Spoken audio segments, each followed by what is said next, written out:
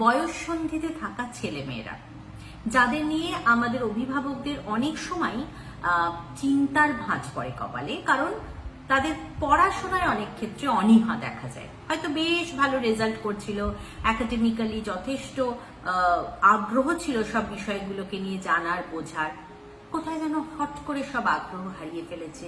কোনো রকম ভাবে একটা পড়াশুনো করতে পারলেই হয়, যেন দায়বদ্ধতা, এইরকম একটা অবস্থানে এলে তখন নিজেদেরও হতাশ লাগে। এবং আমরা সেই বিষয়ে আজকে কথা বলবো। আপনাদের সাথে আমি 5টা জরুরি পয়েন্ট শেয়ার করবো। আমার মনে হয় তাতে হয়তো আপনারা কিছুটা উপকৃত হতে পারেন। আমাদের প্রথম পয়েন্ট যেটা, সেটা হলো যখনই আমরা অনীহা দেখি পড়াশোনার প্রতি, আমরা অত্যন্ত বকাবকি শুরু করি। আমরা বিভিন্ন রকম ভাষা শব্দ প্রয়োগ করি যেগুলো ওদের ইনার ইগো এটাতে ভীষণ হার্ট করে এবং একটা মনের একরোখা জেদ চেপে যায়। এরকম বলছে তো পড়বই না। তাহলে আগে আমাদের বুঝতে হবে যে আমরা এই প্রবলেমটাকে কিভাবে সলভ করব, বকে ঝোঁকে হবে না। তো এই রুট কজটা কি, অনীহাটা কেন, সেটার জন্য আমাদের আলোচনা, সংলাপ ওদের সাথে খুব দরকার। এটা আমাদের প্রথম কাজ, এরকম একটা মানসিকতা তৈরি করা যে আমাদের একটা কনস্ট্রাকটিভ কমিউনিকেশনের মধ্যে দিয়ে যেতে হবে। এবার সেকেন্ড পয়েন্ট কি?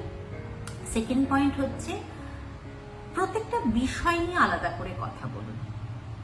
অঙ্ক কি খারাপ লাগছে, বাজে লাগছে, পড়তে ইচ্ছে করছে না?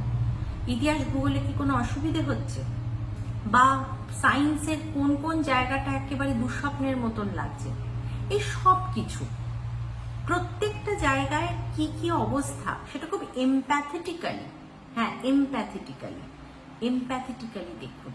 হয়তো এরকম হতে পারে একটা জুনিয়র ক্লাস অবধি একরকম পড়াশোনা করেছে, এখন যে সিনিয়র হয়ে ক্লাসে যাচ্ছে পড়াশোনার গভীরতাটা বুঝতে অসুবিধে হচ্ছে।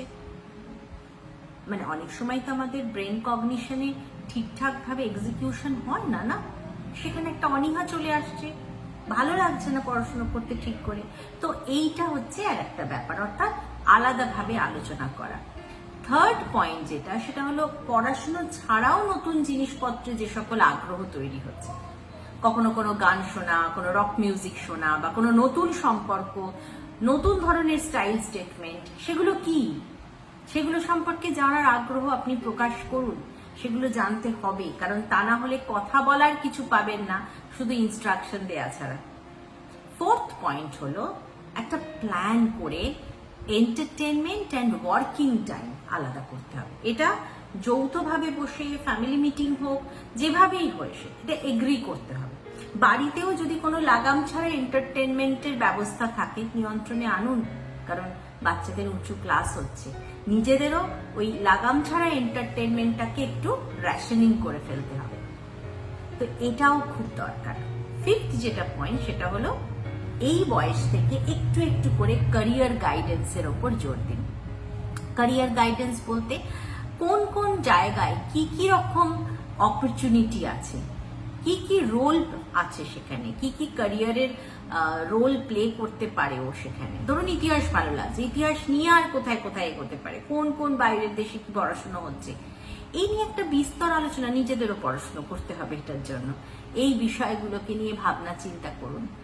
এগুলো করলে দেখবেন ওই যে অনীহার ব্যাপারটা ছিল, সেটা আস্তে আস্তে কাটতে শুরু করেছে। এই 5টা পয়েন্ট বললাম, চেষ্টা করে দেখুন।